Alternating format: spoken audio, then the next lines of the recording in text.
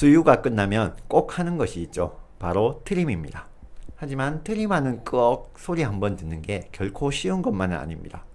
오늘은 이 트림 시키기로 고생하고 있는 엄마 아빠들 위해서 어떻게 하면 트림을 잘 시킬 수 있을지, 그리고 이런 트림은 대체 언제까지 왜 시켜줘야 하는 건지에 대해서 이야기 나눠볼까 합니다. 이 영상을 보시면 아기 트림에 대한 이해가 생겨서 지금보다 훨씬 수월하게 아기 트림을 시키게 될 것이니까 끝까지 시청해보세요.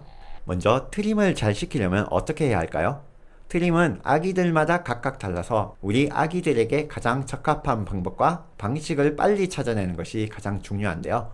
그래서 지금부터 트림을 잘 할 수 있는 몇 가지 꿀팁을 알려드리겠습니다. 첫 번째, 아기 트림 시킬 때는 보통 5분에서 10분 정도가 가장 적당합니다.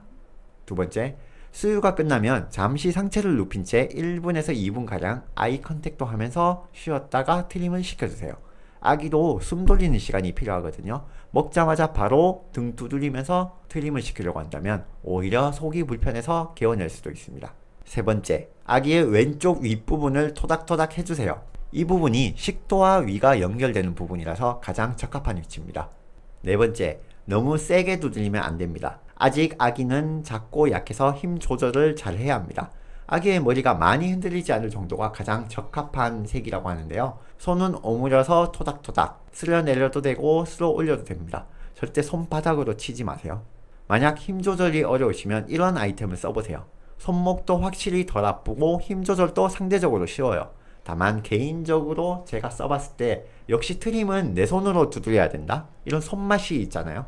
근데 이건 조금 뭐랄까? 인간미가 좀 떨어진달까? 그런 기분입니다. 그래도 손목 아플 때, 힘 조절이 힘들 때 한 번씩 쓰는 거 꽤나 괜찮은 아이템입니다. 추천드려요. 트림도 더 잘 되는 것 같고요. 초보 양육자라면 꼭 써보시길 추천합니다. 손맛과는 다른 정교함을 느낄 수 있을 겁니다. 다섯 번째, 잘 개어내는 아기라면 중간중간 트림을 시켜주는 것도 한 가지 방법입니다. 이 방법은 전문가들이 추천을 많이들 해서 해봤는데 저는 별로였어요. 수유를 중간에 멈춰버리면 아기가 엄청 울더라고요. 흐름 끊기는 걸 싫어해요. 우리 아기는 한 번에 배부르게 먹는 걸 좋아해서 저는 패스. 다만 트림 시키는 게 힘드신 분들이 계시면 한 번쯤 시도해보는 것도 좋을 것 같습니다.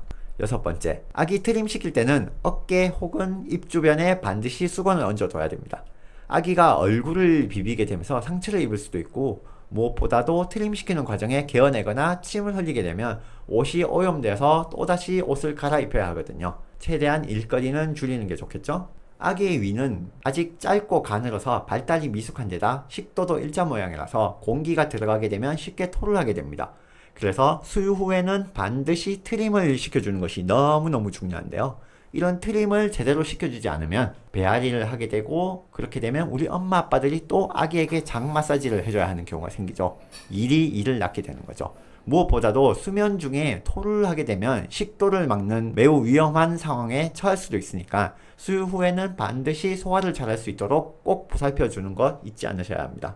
먼저 트림이란 것은 아기가 수유할 때 몸속으로 들어간 공기를 입으로, 그러니까 식도를 통해서 다시 내보내는 것입니다. 아래로 내보내는 것은 방구라고 하죠. 공기가 유입되는 방식은 여러 가지 경우가 있겠는데요. 그 중에서 아기의 경우는 특히 젖병과 입의 각도가 맞질 않아서 그 틈으로 공기를 많이 먹게 됩니다. 그래서 아기가 수유할 때는 젖꼭지를 최대한 깊숙하게 물리는 것이 좋습니다. 그리고 물과 분유를 섞을 때 공기층이 형성되지 않게끔 잘 흔들어 주는 것, 젖병의 공기 입구를 위쪽으로 해서 먹이는 것, 이것들이 공기 흡입을 최소화할 수 있는 가장 중요한 사항들입니다. 사람의 위에는 관략근이 있어요. 음식물이 식도를 통해 위로 들어올 때 이 관략근이 열리게 되고 음식물은 위로 들어가게 됩니다. 이때 음식물과 함께 들어오게 된 공기 또한 위로 들어가게 되는데요. 이로 인해서 위는 팽창하게 되고 소화 기능을 시작하면서 압력이 높아지게 되는데요. 이때 관략근의 힘이 약한 아기들은 음식물을 역류하게 됩니다. 모유나 분유를 이야기하겠죠. 보통 12개월 정도까지는 이러한 기능이 미숙하다고 합니다. 그래서 그때까지는 위장의 압력을 줄이기 위해 공기를 빼주는 행위를 해야 합니다.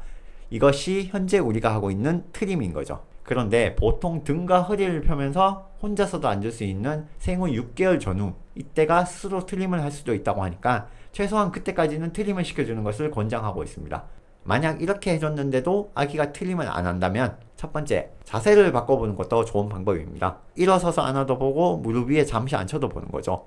몸 안의 공기 위치를 바꿔주는 효과랄까? 아니면 아기를 잠시 눕혀뒀다가 부드럽게 다리 운동을 해주고 다시 트림을 시키는 것도 다리를 움직여서 위를 살짝 자극하는 방법이라서 꽤나 효과가 좋습니다. 두 번째, 아기가 힘들어한다면 머리를 높인 역방구에 눕혀서 고개는 정면이 아닌 옆쪽을 보게 해줍니다. 혹시 개운할 수도 있기 때문에 이때 기도가 막히지 않도록 옆으로 역류물이 흐를 수 있도록 해주기 위해서인데요. 이때 입 주변에 수건 한 장 깔아주는 센스가 있다면 더욱 좋겠죠. 보통 수유 중 아기가 잠들었을 때는 깨워서 트림까지 시키기도 하는데 그냥 재우게 될 경우에는 꼭 이렇게 안전사고에 유의해주세요. 세 번째, 트림을 하지 않았다면 아기를 눕혀놓던 재우던 꼭 5분 이상은 관찰이 필요해요. 자는 중에 개운해진 않는지 표정이 불편하진 않는지 확인해야 하거든요. 네 번째, 경우에 따라서는 가스가 차지 않아서 트림을 안 하는 경우도 있다고 하니까 무조건적으로 트림에 집착할 필요는 없습니다. 저는 트림 시킬 때 보통 두 가지 방법을 씁니다. 먼저 가장 흔히 쓰는 방식인데요. 아기 가슴과 내 가슴이 맞닿게 해서 내 어깨에 아기의 턱이 오게끔 합니다. 방향은 옆쪽으로 보게 해서 숨을 잘 쉴 수 있게 해주고요. 팔은 아기 엉덩이를 감싸고 나머지 팔로 토닥토닥 해주는 거죠. 여기서 엉덩이를 너무 세게 누르게 되면 아기 배가 눌려서 토할 수도 있으니까 주의해 주시고요.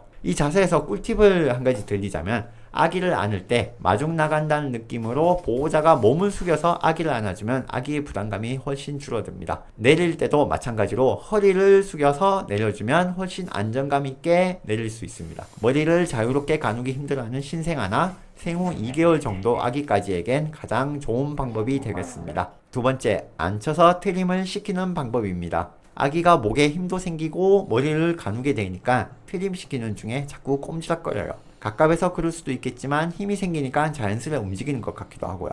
그래서 무릎에 아기를 앉히고 아기 겨드랑이에 손가락을 끼고 고정시켜줍니다. 아기의 나머지 한쪽 팔은 보호자 팔에 걸쳐서 안정감을 잡은 후에 똑같이 트림을 시켜주는 거죠. 아기는 트림을 했다고 해서 안심을 해서는 안 됩니다. 트림 여부와 상관없이 계속해서 주시해주는 것이 중요한데요. 사실 트림은 딱 이렇게 해야 한다 라는 정석도 없고 방식도 없습니다. 그래서 우리 아기에게 더 쉽고 더 편한 방법을 빨리 찾아내고 적용하는 것이 엄마 아빠들에게도 좋은 육아이지 않을까 생각합니다. 지금까지 알려드린 것들 다시 한번 잘 살펴보시고 우리 아기에게 가장 좋은 방법으로 트림을 시켜주세요. 혹시 더 좋은 방법이나 나만의 꿀팁이 있으신 분들은 댓글 달아주셔서 같이 공유해주면 더 좋을 것 같습니다. 이번 영상도 유익하셨다면 좋아요, 구독하기 눌러주시고요. 오늘도 즐거운 육아 되시길 바랍니다. 감사합니다.